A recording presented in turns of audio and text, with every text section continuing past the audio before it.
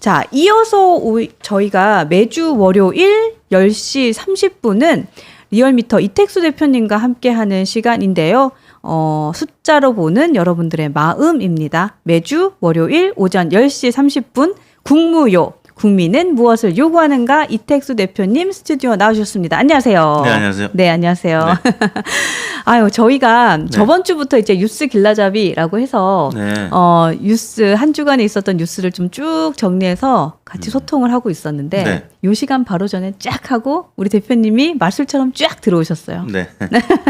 네, 우리 그 구독자분들, 애청자분들께 먼저 인사 부탁드리겠습니다. 네. 안녕하세요. 벌써 일주일이 지났습니다. 네. 매주 월요일날 찾아뵙고 있는 이택수 대표입니다. 네.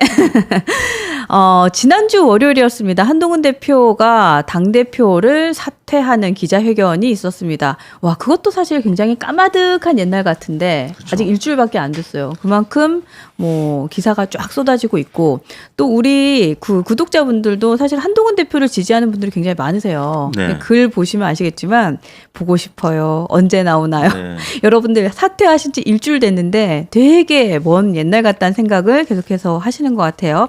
자, 일단 한동훈 대표가 떠난 이후 지금 비대위가 아직까지 수습이 되지 않은 국민의힘 그리고 또 계엄령 이후에 지금 정치적인 목소리를 내고 있는 민주당의 당 지지율부터 확인을 좀 해보고 싶은데요. 정당 지지율 리얼미터부터 확인해 보도록 하겠습니다.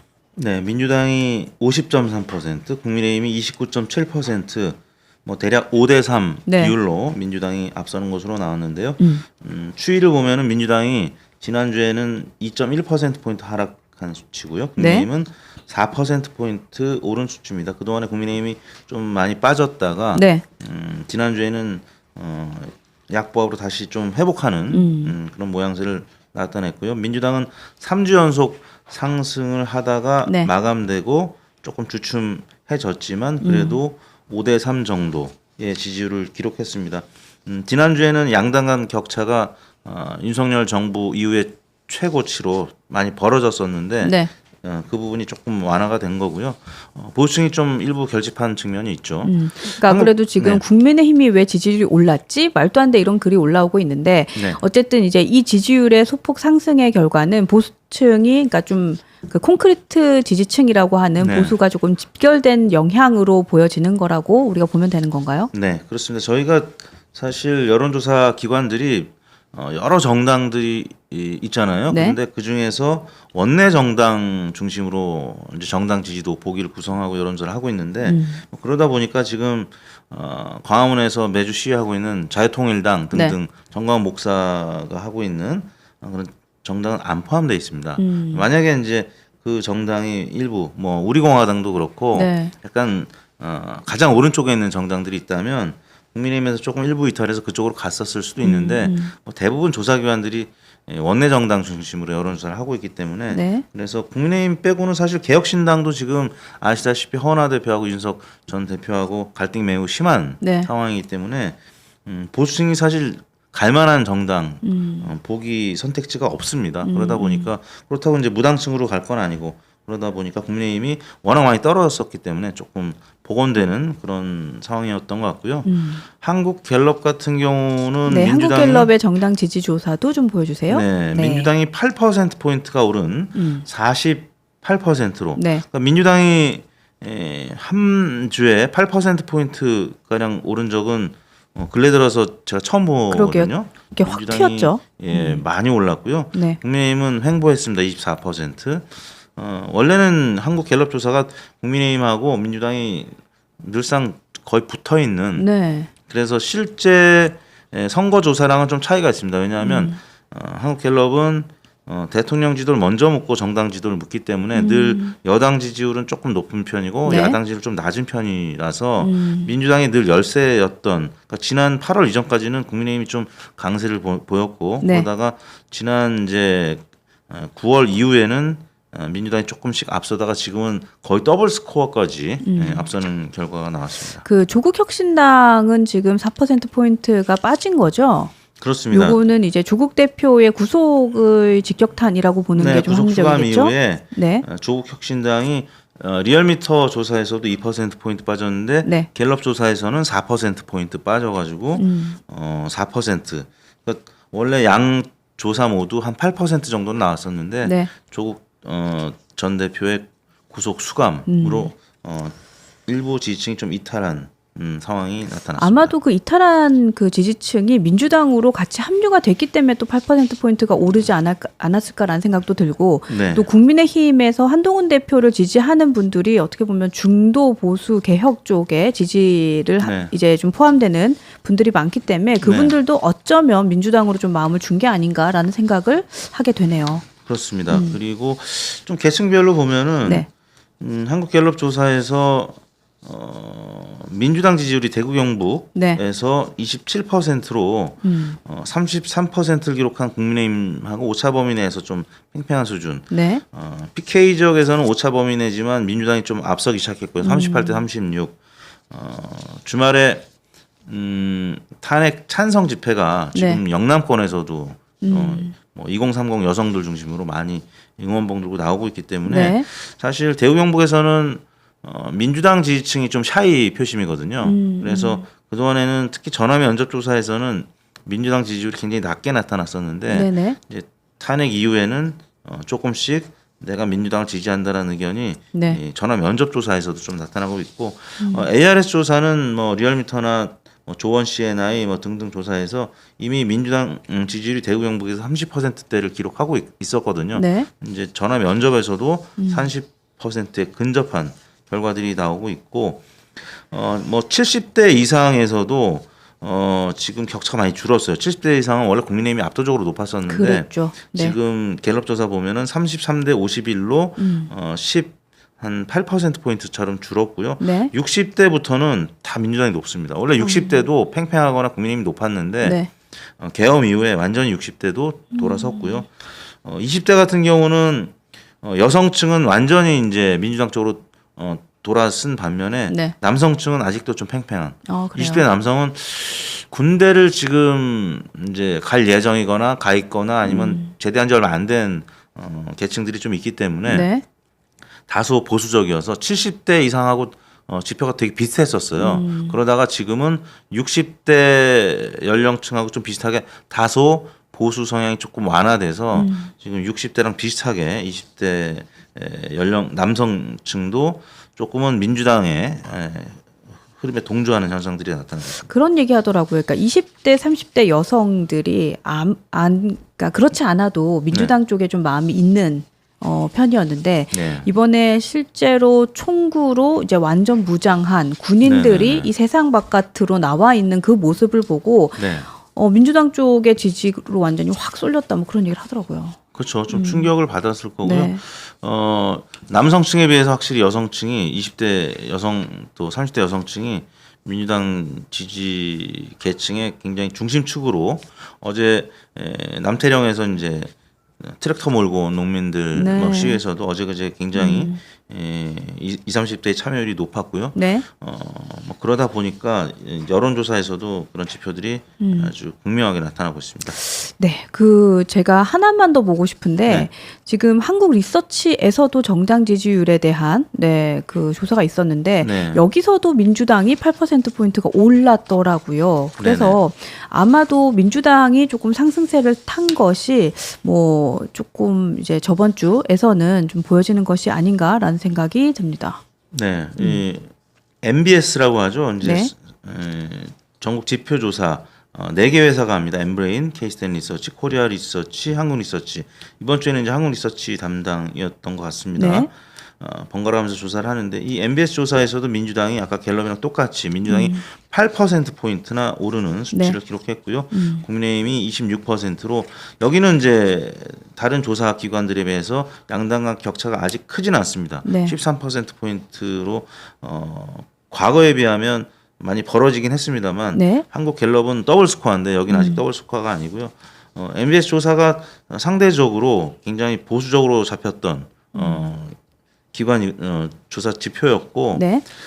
그동안에 대통령실에서도 특히 윤석열 대통령이 가장 관심 깊게 봤던 지표라고 알려져 그래요? 있습니다. 그래요? 왜냐하면 대통령 지지율도 여기가 탄핵 이후에 아무도 조사를 안 하는데 여기 MBS는 지난주에 조사를 했어요. 왜냐하면 그 전주에 27%까지 지지율이 나타났던 그러니까 윤석열 대통령 입장에서 가장 믿고 싶은 조사 지표가 MBS인데 그래서 진보 진영에서 굉장히 비판을 하죠. 여기는 너무 높다. 대통령 지지도 너무 높고 네.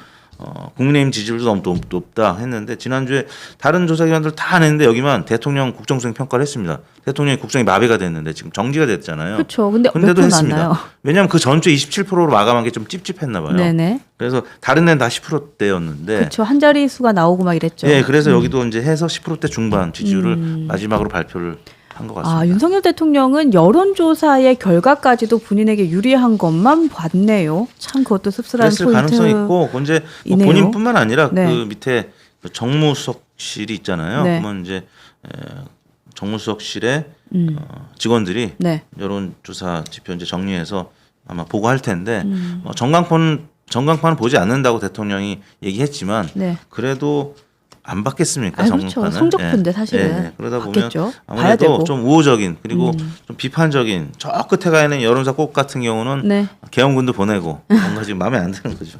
네. 아유, 참 그렇습니다. 계엄군까지 보낼 정도로 그랬다면 저 여론조사는 분명히 봤을 거예요. 네. 자, 이제 조기 대선이 어쨌든 눈앞으로 다가온 현실이 되었기 때문에 차기 대권 주자에 대한 이야기도 스물스물 계속해서 나오고 있습니다. 눈에 띄는 조사, 차기 대권 주자 적합도에 대한 조사가 있었는데 이 내용도 함께 확인하겠습니다. 네, 스트레이트 뉴스가 조원 CNI에 의뢰한 네. 조사 결과인데요. 이재명 대표는 큰 변화는 없습니다. 지금 민주당 혹은 진보 계열의 후보가 지금 그래프 보시면은 2명밖에 없습니다. 네. 김동연 지사하고 이재명 대표밖에 없기 때문에 김동연 지사는 5.7%에 불과해서 대부분 이재명 대표가 진보 진영의 지지층을 다 흡수하고 있는 상태가 그리고 또 강세가 유지가 되고 있고요. 한동훈 전 대표의 지지율이 8%로 이제 좀 빠졌죠. 네. 그동안에는 10% 중반, 많게는 뭐 20%까지 나온 지지율도 있었는데 네. 계엄 이후에 또 탄핵 이후에 쭉쭉 빠져가지고 지금 8%까지 빠졌습니다. 잠시 후 소개해드릴 갤럽 조사에서도 5% 정도로 빠져서 홍준표 대구시장과 비슷한 네. 결과가 나오고 있고요. 지금 이제 이 자료를 보면서 저는 이제 두 가지 하나 여쭤보고 싶은 게 첫 번째는 우원식 국회의장이 요즘에 뭐 관련 테마주까지 등장하고 있던데 네. 이 조사의 대상에서는 좀 빠졌네요. 지금 조원 CNI 같은 경우는 네. 대체로 그렇습니다만 객관식으로 조사를 합니다. 그래서 의뢰 언론사나 조사 기관이 이 후보 몇 명을 정해서 네. 보기 안에서 선택을 할 수 있게끔 돼 있기 때문에 아마 우원식 국회의장을 지지한다는 분이 계셨다면 기타 5.9%에 포함된 거고요. 네. 근데 반면에 한국갤럽은 오픈형으로 그러니까 주관식으로 네. 보기 없이 그냥 호명하는 분들. 그래서 여기는 이제 유보층이 뭐 40% 가까이 나오는데 네. 한국갤럽 조사에서는 이제 우원식 의장이 1%가 주관식으로 하다 보니까 네. 보기 선택지가 없다 보니까 우원식이라고 응답한 사람들이 100명 중에 1명 정도씩은 있었다는 얘기입니다. 한국갤럽의 내용도 한번 좀 보도록 하겠습니다. 네, 한국갤럽 조사에서는 이재명 대표가 37%, 네. 아까 조원 CNI에서는 48%였는데 네. 여기는 주관식으로 하다 보니까 다소 이제 그 사이즈가 좀 작게 나옵니다. 이재명 37, 한동훈 전 대표가 5%, 네. 홍준표 5%. 아까 이제 한동훈 조원 CNI에서 8%였는데 네. 그리고 홍준표 시장이 7%였는데 갤럽 조사에서는 둘 다 5% 이렇게 나왔고요. 네. 그다음에 조국 3%, 네. 오세훈 2%, 김문수 2%, 이준석 2%, 유승민 2%, 안철수, 우원식 각 1%씩 나왔고 그러니까 확실히 보수 진영에서는 네. 대권 주자로 지금 거론되는 잠룡들이 굉장히 많기 때문에 네. 또 이게 표가 좀 분산되어 있고 네. 명확한 것은 어쨌든 지금 소통이 되고 있는 게 호명이 되고 있는 분들 중에서는 한동훈 대표가 1등이긴 해요. 근데 네, 이제 그렇습니다. 여기서 관건은 정말 보수 진영이 다 힘을 합쳐서 한동훈 대표 한 명을 밀어줄 것이냐. 네. 사실 이게 좀 관건인 것 같고 그리고 두 번째는 이재명 대표가 이 사법 리스크가 조기 대선 이전에 정말 결정이 되느냐 이 두 가지가 큰 변수가 되겠네요. 그렇죠. 지금 말씀하신 것처럼 여기가 진보 진영이 보기에 2명밖에 없었고 네. 나머지는 보수 후보들이 6명 이렇게 망라돼 있다 보니까 표가 분산된 측면이 있습니다. 네. 그래서 지금 이재명, 김동연 합치면 대략 한 53% 정도 되는데 네. 과거에 박근혜 대통령이 당선될 때 문재인 후보하고의 득표율이 51.6 대 48%, 3% 포인트 가량 됐었거든요. 네. 지금 약간 반대가 된 거죠. 지금 탄핵 정국이기 때문에 진보 진영 두 후보 합치면 53%. 그러니까 대략 한 52 대 48 정도의 전국으로 보시면 될 것 같습니다. 그리고 정당 지지율도 지금 그렇게 나타나고 있고 네. 어느 정도 보수 정당 보수 후보들이 지금의 이 위기를 극복하고 단합하느냐 네. 그리고 화학적인 단일화가 이루어질 수 있느냐가 네. 이제 헌재에서 만약에 탄핵이 인용이 될 경우에 조기 대선으로 갈 수밖에 없는데 조기 대선이 치러지면 1대1 구도로 가면 대략 지금 52대 한 48 싸움 정도 될 수 있다. 근데 지금 네. 보수층은 확실히 위축돼 있습니다. 여론사도 응답을 잘 안 하고 그렇죠. 응답을 해도 이제 없음 모름 무응답 이쪽으로 가 있습니다. 왜냐하면 그러니까, 서로 간에 갈등이 너무 심한 상태이기 뭐 마음도 때문에. 많이 닫혀 있는 상태고. 네네. 네. 근데 이제 만약에 보수 진보 1대1 구도로 가서 대선이 치러지면 52대 48 싸움이 될 수 있다는 얘기죠. 그러니까요. 그래서 사실은 지금은 보수가 분열할 때가 아니고 합쳐져야 될 때이고 또 힘이 실려 있는 자에게 힘을 제대로 밀어줄 때라는 생각이 계속해서 들고요. 자, 저희가 이제 조원 CNI에서 정당별로 차기 대권 적합도도 1, 2, 3위 이제 뽑은 게 있던데 이 내용도 설명을 이어가겠습니다. 네, 정당별 득표율, 지지율이 중요한 것이요. 아까 이제 조원 CNI 조사 결과에서는 유승민 후보가 포함이 안 돼 있었습니다. 네. 가능성이 없다고 보고 보기에서 뺀 것 같은데 갤럽에서는 유승민 후보가 2% 있었는데 유승민 전 의원이 포함된 대권 주자 지지율에서는 네. 보수 진영에서는 유승민이 1등으로 나오는 결과들이 아직도 많아요. 근데 그게 큰 의미가 없는 게 네. 당내 경선을 포함하려면 당원들 뭐 대략 50%, 민심 50% 하는데 당원들 조사하면 유승민 후보가 굉장히 낮게 나오죠. 그쵸. 배신자 프레임이 여전히 그렇죠. 있기 때문에 네. 그리고 민심도 사실 당에서 조사할 때 국민의힘 지지층과 무당층만 하기 때문에 사실 전체 지표 응답자들한테 받는 지지는 유승민 후보가 높아도 어차피 당 경선 시스템이 보수층 중심으로 조사를 하기 때문에 네. 그래서 큰 의미가 없어서 아마 조원 CNI에서는 유승민 후보를 뺀 것 같습니다. 그랬을 때 국민의힘 지지자들 중에 가장 높은 사람이 한동훈 전 대표다. 네. 21.7%로 홍준표 시장보다 좀 높게 나타났는데 과거에는 사실 이거보다 훨씬 더 격차가 많이 있었죠. 근데 네. 이제 네. 홍준표 시장 같은 경우는 최근 들어서 윤석열 대통령한테 우호적인 발언을 굉장히 많이 하고 있습니다. 그러더라고요. 네네. 네. 그 주장의 이제 기저에는 본인이 국민의힘 지지층, 특히 지난 대선 때 들어왔던 당원들, 새로 입당한 당원들의 성향이 윤석열 대통령을 지지하는 계층들이 굉장히 많기 때문에 네.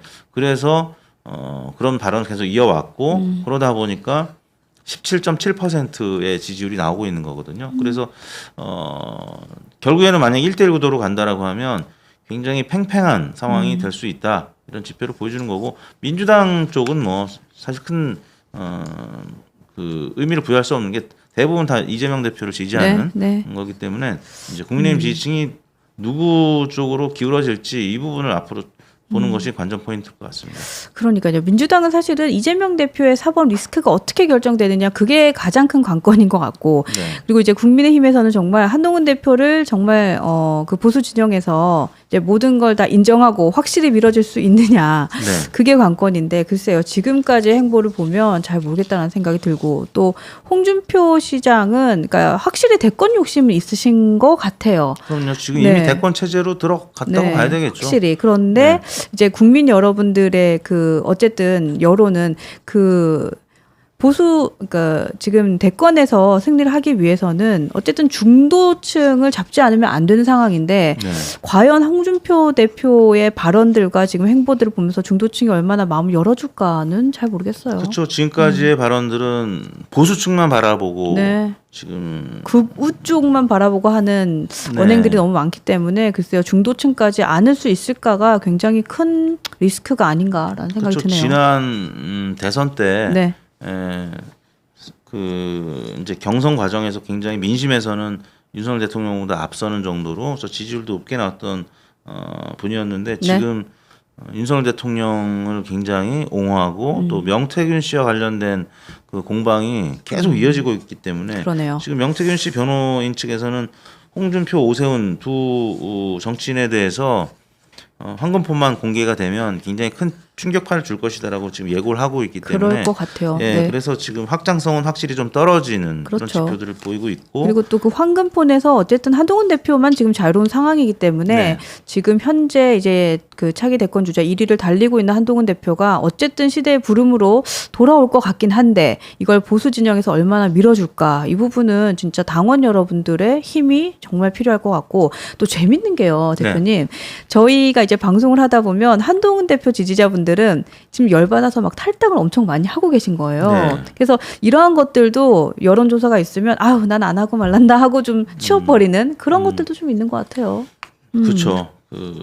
뭐 정치적 효능감이 좀 떨어진다. 네, 피로감도 있고 예, 또 그래서 사퇴까지 하고 이러니까 네, 네. 여론조사에 좀 관심도 떨어지고 좀 속상하죠. 그런데 지금도 보면 황 기자님께서 홍준표 나오면 투표 안 합니다. 하지 맙시다 뭐 이런 얘기를 하시는 정도니까 네. 그러니까 어쨌든 보수 진영에 대한 실망감이 너무 큰 것 같아요 지금은. 그렇죠. 이제 그럼에도 불구하고 나중에 어떤 후보건 한동훈 후보가 됐든 홍준표 후보가 됐든 보수 진영의 대표 주자로 만약에 공천을 받는다면 네. 그다음부터는 다 하나로 통합을 해야 되기 때문에 갈등이 있고 견해 차이가 있더라도 네.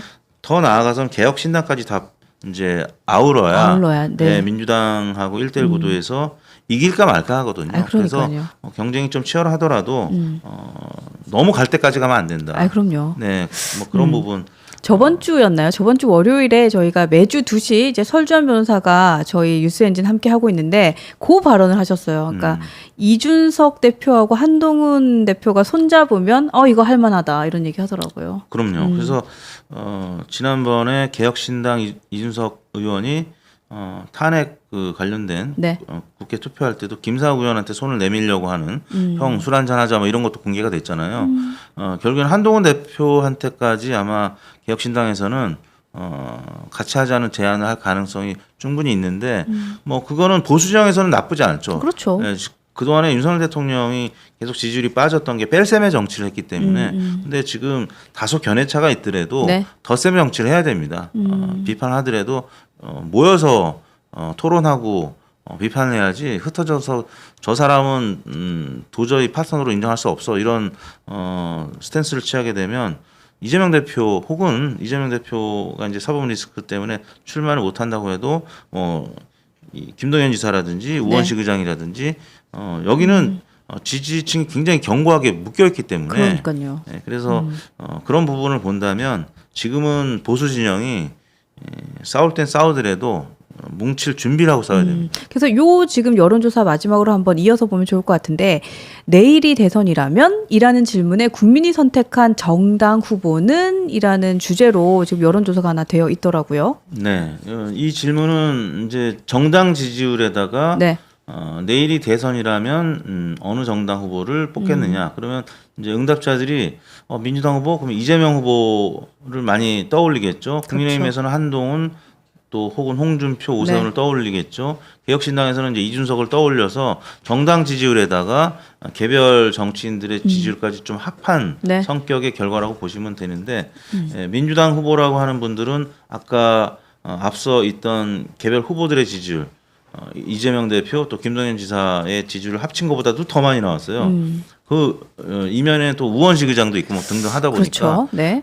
그리고 이제 아무튼 지금 탄핵 또 계엄 이후에 탄핵 정국에서는 보수층의 응답률이 지금 많이 떨어져 있는 상태입니다. 그러다 보니까 지금 민주당 후보 지지율이 많이 나오고 있고 사실 가장 큰 이유는 계엄 아니겠어요? 그렇죠. 그렇죠. 그러니까 계엄이 선포가 됐는데 여기에 이제 국민들이 가장 충격을 받았고 어쨌든 게 집권 여당의 하나의 이제 충격으로 가해졌을 것 같고 네. 거기에 플러스 이렇게 계엄을 선포한 이 대통령을 탄핵시키는 거에 대다수의 국민의힘 의원이 반대를 하고 있으니 이 국민들이 다음에 대통령 또 뽑아줘야겠다라는 생각을 할까라는 생각을 하게 되죠. 그렇죠.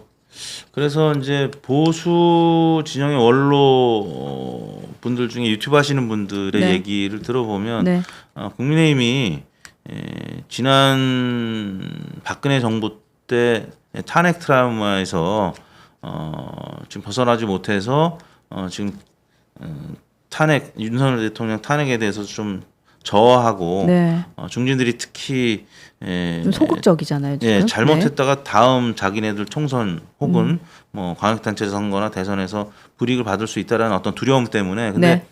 또 이제 반대 입장에서는 그렇게 탄핵을 했기 때문에 그나마 국민의힘이 보수 정당이 지금 이 정도의 모양새를 갖춰 온 것이다. 네. 그러니까 두려워하지 말고 개혁해라라는 주문도 하고 있는데 국민의힘 중진들은 섣부르게 그렇게 행동을 하지 못하고 굉장히 유보적인 그러다 보니까 당 비대위원장도 서로 안 맡으려고 하고 네.